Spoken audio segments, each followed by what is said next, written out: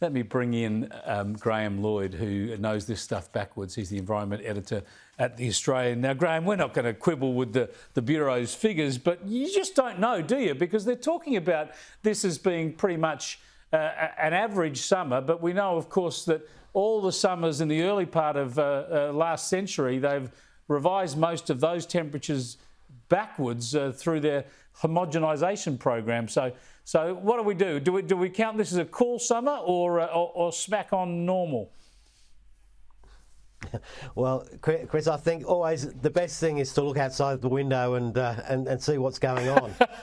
Stick in your my finger world, in the breeze. That's right. We've moved over now into autumn. The days are getting a little bit shorter, and I expect it'll get a little bit cooler, and then it'll get hotter again.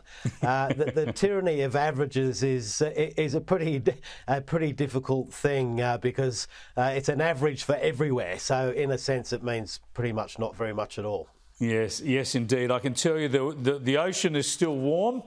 And it's pretty humid and good times. I'm loving it at the moment. I don't spot a climate crisis immediately.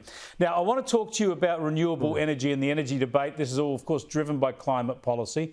Fascinating story I had last night with local crayfish fishermen arcing up about offshore wind projects. With the amount of investment and faith that Chris Bowen and the government want to put into offshore wind, surely we're expecting these sorts of battles on environmental and aesthetic grounds to happen right around the country, because these projects are not necessarily going to be welcomed in too many places.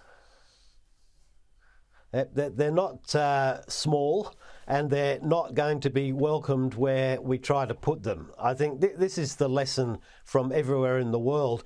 And I think there should be a bit of a sort of danger sign over this view that offshore wind is going to solve all our problems, both environmentally and financially. The experience in other places has been, gee, they cost a lot more than you thought they were going to cost, and they suffer the same problems as all other weather-dependent energy sources, that they only work when the weather's doing the right thing.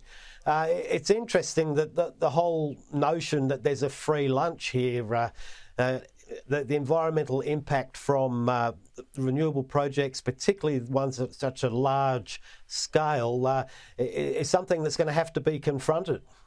Yeah, the thing is, the argument they make is that there's more wind over the ocean. That is true, but you still don't have wind all the time you need it. They are more expensive, of course, to install them offshore, and therefore it makes the economics questionable. And I think you're still going to get these objections, and the transmission arguments across the country are going to be massive as well. It intrigues me, Graham, that while we're going through all this, China is approving 2 new coal-fired power stations a week, I read this week. That's right. Look, Xi Jinping has been very clear on this.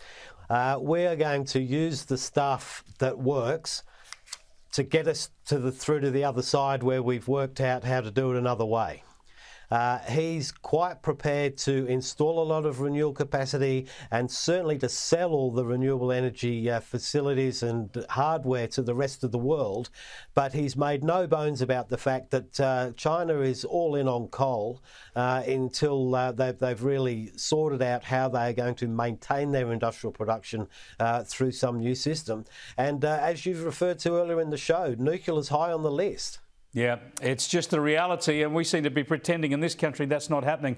Thanks for joining us, Graham. Appreciate it. Graham Lloyd there, reading stuff in The Australian. He's all over this stuff. China just doubling down on coal, and we're pretending we're going to save the world here by putting in 10,000 kilometres of transmission lines.